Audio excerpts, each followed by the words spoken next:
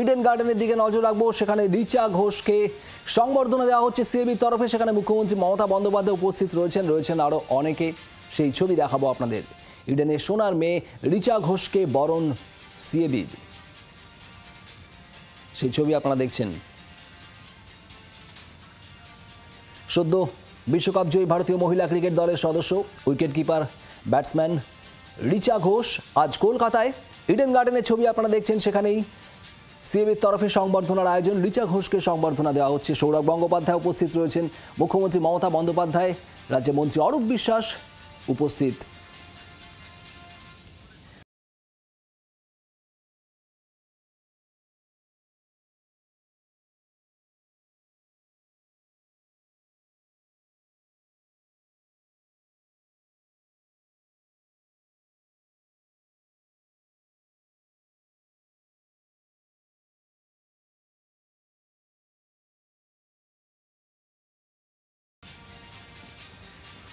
রিচা ঘোষকে সংবর্ধনা মুখ্যমন্ত্রী মমতা বন্দ্যোপাধ্যায়ের ইডেন গার্ডেনে, সেই ছবি আপনারা দেখছেন।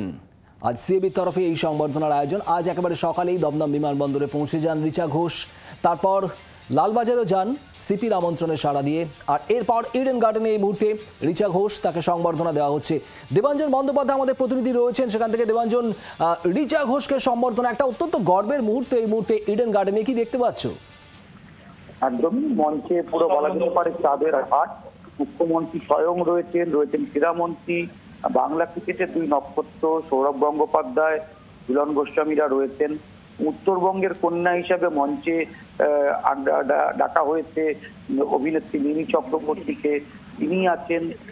তার ফলে বলা যেতে পারে রিচাকে ঘিরে বলা যেতে পারে যে একটা আবেগের প্লাবন এই মুহূর্তে সিএবিতে, এবং কর্তারা রয়েছেন। এবং কিছু আগেই রিচাকে পুষ্পস্তবক তুলে দিয়েছেন সৌরভ গঙ্গোপাধ্যায় এবং মুখ্যমন্ত্রী মমতা বন্দ্যোপাধ্যায়। এরপরে রয়েছে সম্মান দেওয়ার পালা। তার আগে ঝুলন গোস্বামী, তিনি এখন বক্তব্য রাখছেন। এবং তো আমরা সকলেই জানি যে ঝুলন গোস্বামীর একটা রিচাও আমাদের সঙ্গে সাক্ষাৎকারে বলেছে যে তার এই যে উঠে আসা শিলিগুড়ি থেকে উঠে এসে ভারতীয় ক্রিকেটের তাজ মাথায় পড়া, সেখানে কিন্তু ঝুলন গোস্বামীর একটা বড় ভূমিকা আছে। উপস্থিত আছেন আমাদের Kolkata commissioner of police, sports minister Arup sir and সকল ডিগনিটিসরা আছেন সিএবির। বেশি কথা বলবো না, অলরেডি অনেকেই গৌতমদা খুব সুন্দর করে সব কিছু বলছিল। বাট ছোট্ট একটা স্টোরি, যেটা আমার মনে হয় আমার জীবনে একটা সেরা মুহূর্ত এটা। কারণ 2013 সাল আমরা ইন্ডিয়ান টিম খুব ভালোভাবে খেলতে পারিনি। সেই সময় আমি খুব ডিসঅ্যাপয়েন্টেড, অ্যান্ড বাংলার ক্রিকেটেও সেরকম গ্রোথ হচ্ছিল না। তৎকালীন সিএবি সেক্রেটারি বিশ্বরূপ দেব, বাবলু স্যার, গৌতম স্যারকে আমি রিকোয়েস্ট করি আমরা কি ডিস্ট্রিক্টে ট্যালেন্ট হান্ট প্রোগ্রাম করতে পারি। সেই সময় তারা বলেছিলেন yes you can do that. সেই সূত্রে রিচাকে দেখা, প্রথম শিলিগুড়িতে যাই আন্ডার 15-16 ট্রায়ালের মতন করে, সেখানে প্রথম একটা বাচ্চা মেয়েকে দেখি। অ্যান্ড দেখে এসে আমি প্রথম কথাটা বলি যে আমাদের কাছে কিন্তু প্রচুর ট্যালেন্টেড ক্রিকেটার আছে, যাদেরকে যদি একটু ভালোভাবে যদি সাপোর্ট করতে পারি তাহলে ডেফিনেটলি ভবিষ্যতে তারা দেশের হয়ে রিপ্রেজেন্ট করতে পারবে।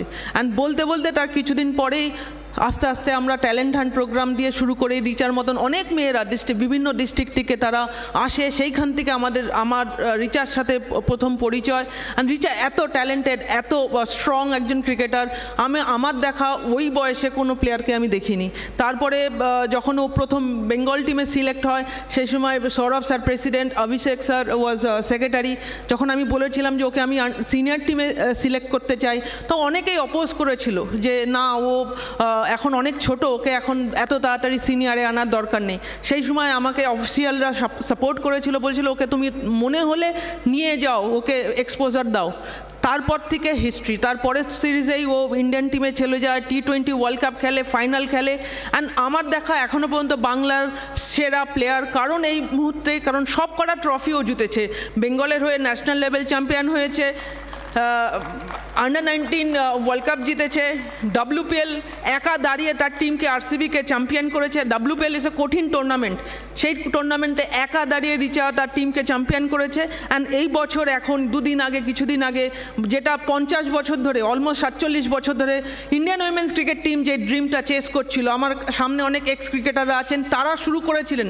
লোপাদি, মিঠুদি, গার্গিদি, এদের সময় থেকে, রুনাদি, এদের সময় থেকে উইমেন্স ক্রিকেট স্টার্ট হয়েছিল। সেই সময় থেকে আমরা ড্রিমটা চেস করছিলাম। অ্যান্ড সেই ড্রিমটা রিচা, হরমান, স্মৃতি, জেমি, দীপ্তি, এরা সকলে মিলে সেই ড্রিমটা আমাদেরকে ফুলফিল করেছে। অ্যান্ড রিচা আর রিচার টিমকে অনেক অনেক ধন্যবাদ, শুভেচ্ছা, অভিনন্দন।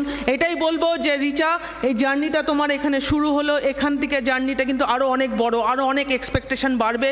অ্যান্ড CAB যেভাবে নিরন্তরভাবে উইমেন্স ক্রিকেটকে সাপোর্ট করে যাচ্ছে, সৌরভ স্যারের নেতৃত্বে সবসময় যেভাবে CAB, BCCI সাপোর্ট করে গেছে উইমেন্স ক্রিকেটকে, তার রেজাল্ট কিন্তু আজকে এরা পাচ্ছে। আর আশা করব এইখান থেকে আবার একটা নতুন জার্নি শুরু হবে। এইখান থেকে ইয়াংস্টারদেরকে ওরা মোটিভেট করবে, এনকারেজ করবে, যাতে ভবিষ্যতে আমরা যাতে আরও বেশি রিচার মতন সুপারস্টার প্লেয়াররা পাই, তাদেরকে যাতে আরও বেশি করে সেলিব্রেট করতে পারি। কারণ এই রকম একটা মুহূর্ত উইমেন্স ক্রিকেটের কাছে ইতিহাস, কারণ এই ইতিহাসটার মানে সামনে থেকে দেখার জন্য রিচার টিমকে অনেক অনেক ধন্যবাদ, শুভেচ্ছা। আর রিচার ফ্যামিলি, রিচার বাবা মার কথা বলতেই হয়, অনেক অনেক কষ্টের মধ্যে দিয়ে যে স্যাক্রিফাইসটা ওরা করেছে, যার জন্য আজকে রিচা হয়েছে, তাদেরকেও অনেক অনেক ধন্যবাদ, কাকু আর কাকিমাকে। And thank you everyone, thank you CAB, thank you. বাংলার আওয়াজ, বাঙালির আবেগ, জি 24 ঘন্টা।